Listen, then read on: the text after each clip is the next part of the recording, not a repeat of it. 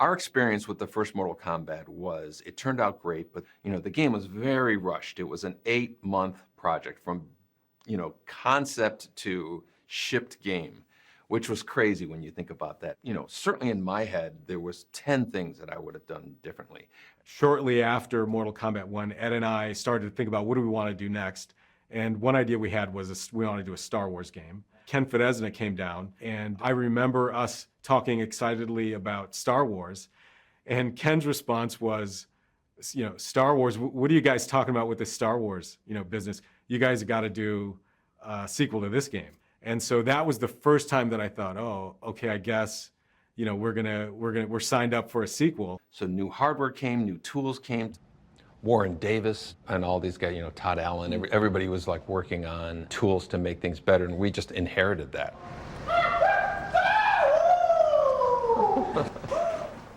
Oh my God. One of the things that is better about Mortal Kombat 2 from Mortal Kombat 1 is the graphics.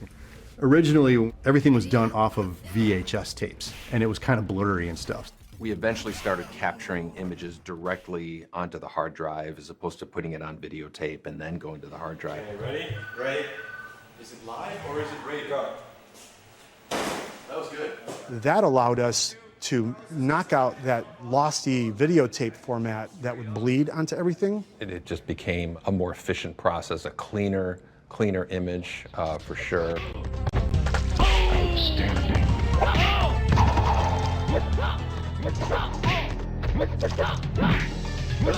We added much better kind of combo system that was going. Jax wins. You could turn around and kick.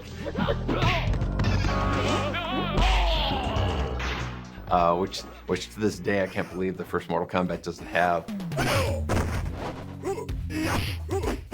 A lot bigger of a roster. We wanted to expand, so we had 12 characters and added Jax. That was huge. Katana Molina, who are synonymous with Mortal Kombat at this point.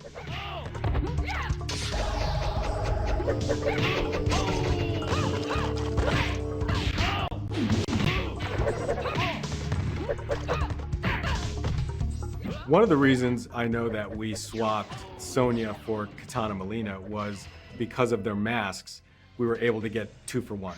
So the same palette swapping technique we used for Scorpion and Sub-Zero, we thought, okay, let's take advantage of this with the female characters. Katana wins. Fatality. Tony Goski, graphic genius. Hey, it's Ed Boom. Ed, John Tobias, and Mark Jamal walk in my office. Ed says, hey Tony, we're thinking, do you want to work on Mortal Kombat? And I was an instant yes. Tony Goski was working on a game called NBA Jam, and he was doing a great job, but he, in his heart, he was a traditional painter, and so when Mortal Kombat 2 came along, he was a perfect fit. It was suited my style and things I enjoyed. Fantasy art, starting to get into surrealism with like say Dali and Magritte, and I kind of just went that direction, Tony Goski defined the majority of the look and feel of Mortal Kombat 2, specifically the backgrounds. Tony's influence came into what does Outworld look like? What does, this really mysterious Mortal Kombat, this fantasy Mortal Kombat, what does that look like? Introducing the Outworld was huge because it completely carved a new look for Mortal Kombat. Kind of used like Chinese influence, but with graphic and surrealism kind of coming together. Pit was an iconic stage in MK1, so we made the Pit 2. The person, dun dun dun, gets hit, and it would do what we would call a camera cut now, but it would just do a top view of the person doing like this, and the background would scale up, and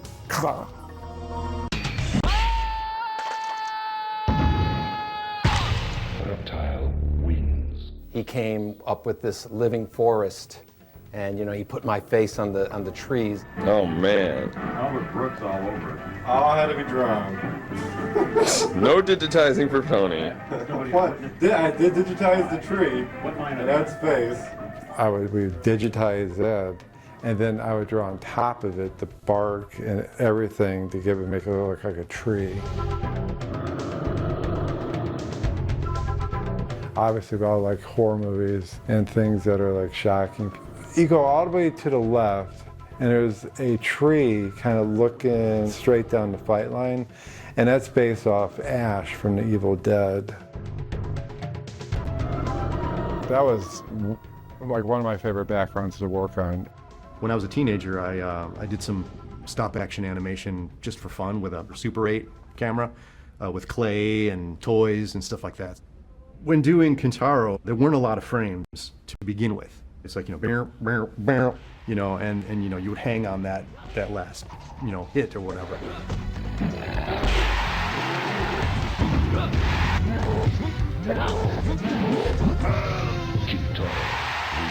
I would sort of try to mimic what John was doing with main characters as I was doing Kintaro. For me, what was most exciting was there was this fiction that we would tell a little bit of story just through a couple sentences in the attract mode. And so once the talk of a sequel came about, I knew that, okay, this is our opportunity to tell all this story that we alluded to in the first game. Now we can sort of move things forward. And so I mean, it was just, we're so young. It was just like, cool, we're gonna do a number 2. Okay. And that's about my thought process, you know, cool, I still have a job. You know, initially we had Ed being the announcer for the first Mortal Kombat as Shang Tsung. Kano. Scorpion. Fight. Excellent.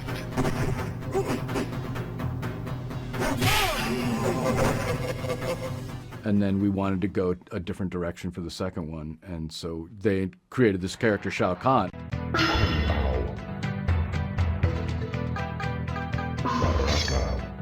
Round 1, fight. And I'm sure everyone was like, oh yeah, that's gonna be Steve. You know? It's high impact football! Fire, power, 1, 2, enemy destroyed. I am the Black Knight. Voice work in games, I loved it. I loved doing it. If they wanted me, I was there. If you want a dude with a heavy, deep voice, and then you could pitch it down some more and make it sound super basso profundo, that's the guy. They wanted me to be a 200-year-old Asian man, you know, martial artist. Dan had a structure and a language and a way for me to speak. Here's the list, do these things, and then a little bit of coaching. Sonia, Baraka. Round 1, fight! And he, you know, did a great job, and that's it. That's what you hear in the game. Finish him.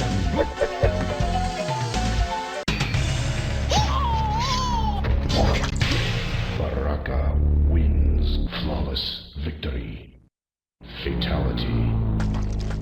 That voice is, it's my favorite voice. It's fatality.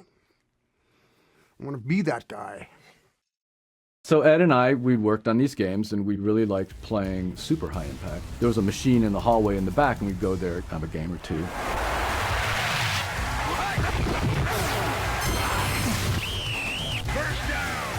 In that game, you pick your play, and then the lines come together before you hike the ball. And so as they're doing that, I'm saying, I predict that you're toast. And that evolved into, I predict toasty. And Ed would crack up. George Petro said, you guys should put some of that silly stuff you do in the game. And we're like, yeah, whatever. And go on our day. And then, like, I don't know, a couple weeks later, Ed talks to me. He's like, hey, would you be cool if we, like, took your face and, like, when every 100th uppercut, your face comes out and says toasty in the corner of the screen? And I'm like, sure. Let's do that. So that's how that happened.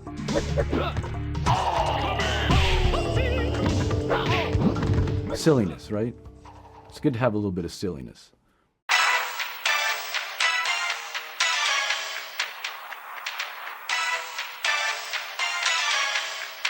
Here it is, Mortal Kombat 2. More characters, 3 times more images, more secret moves. The coolest thing about Mortal Kombat 2 is I didn't know it was coming out. I knew it was probably being worked on, and there was just rumors floating about. I never even thought of a sequel. I was so fixated on the first game. I had no idea. Nobody at my school had mentioned it. It wasn't until I walked into it was an arcade called Uncle Bob's, and there it was already. The first thing I saw was somebody slicing someone in half with Kung Lao's hat. And I remember being like, what? There's a Mortal Kombat 2, and it is crazy! A friend came running into band class one day and said, oh, there's a Mortal Kombat 2. I saw this new character. He's a monster. He's got knives for hands.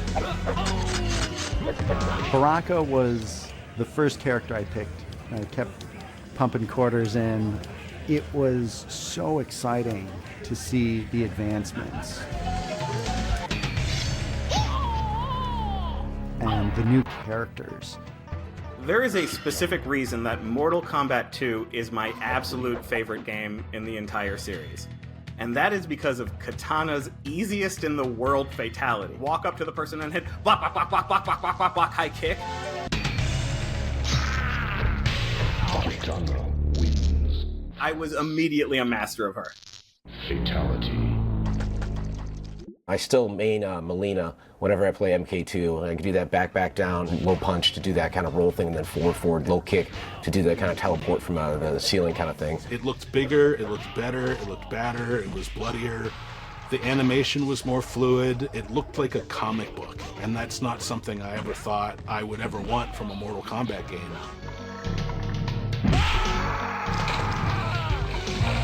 Sub-Zero wins. Fatality. But like I said, I never even dreamed of a sequel. One day there it was, and it was fantastic. The favorite characters are back, so you have kind of that step into it. The excitement was just incredible. I remember seeing Mortal Kombat 2. It's the level that has it Shao Kahn, the big bad guy, who had the people chained up on the pedestals in the background. You were fighting your opponent, but there was the sense of storytelling in the actual level design. And that was one of the first times I had seen that and been like, that's really cool and that's really, really clever. And I still bought the Game Boy versions, just because Game Boy was the system I played the most. And what's interesting is that Mortal Kombat 2 for the Game Boy is fantastic.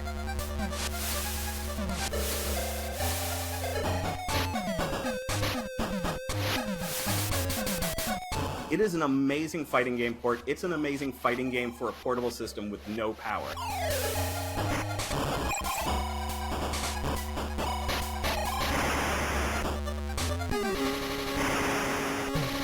I played a ton of Mortal Kombat 2 on Super Nintendo. I would have friends over. My living room kind of became a mini arcade.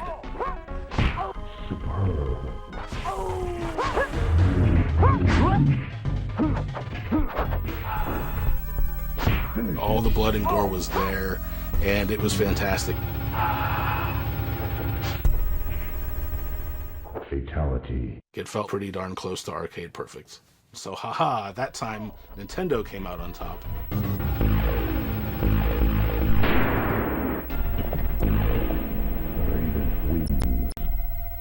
Fatality.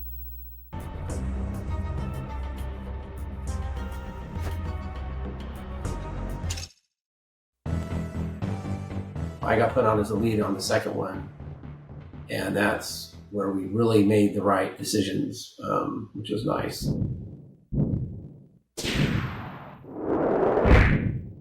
The idea was to just convert the code line by line and build the multi-processing system so it would work on the Super Nintendo, which of course is a different language of assembly. Finish.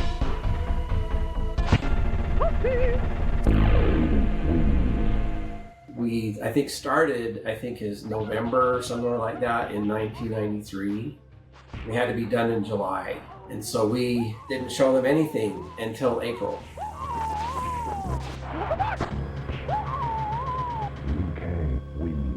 We just got our first pass of Mortal Kombat 2 for the SNES. Wow. The entire video department here at Midway is absolutely blown away at how well you have matched the feel of our arcade version on Mortal Kombat 2. We can already see that this will be the version to have, as the graphics and gameplay are awesome. So we just continued down that road, got the game done on time, and it scored really high.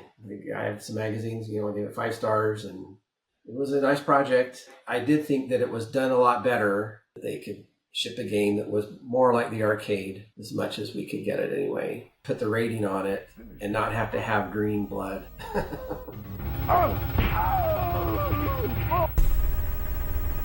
Johnny Cage wins. I don't know if the Genesis guys would debate me, but I felt like it was the de facto version for at least Mortal Kombat 2. And the ongoing debate that still sort of seems to rage on up to the present day, like between the SNES version and the Genesis version.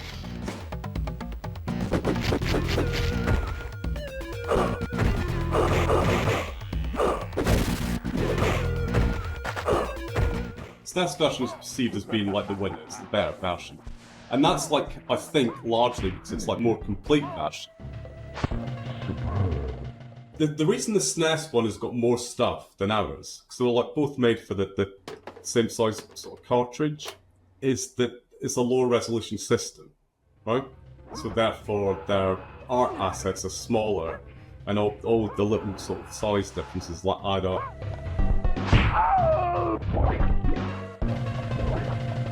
Jax wins. You end up with space for fatality. Fatality. The fact that the speech samples are missing, that's the thing that like kind of stands out to me.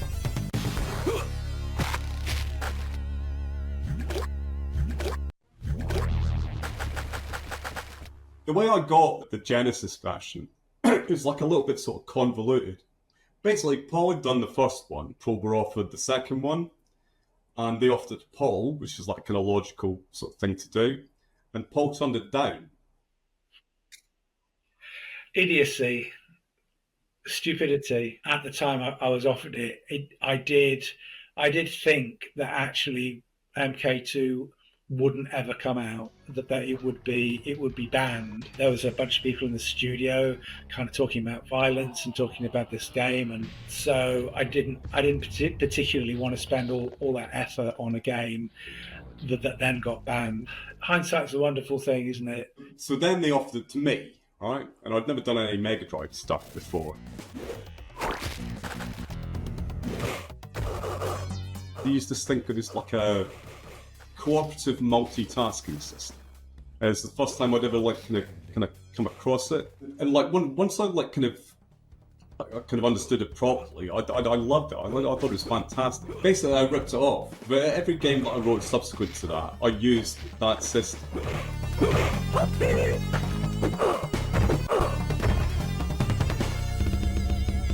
Everybody was like kind of happy with the version that I did, and that was no bad thing. I mean, it's just like a really good game, you know, hard to mess.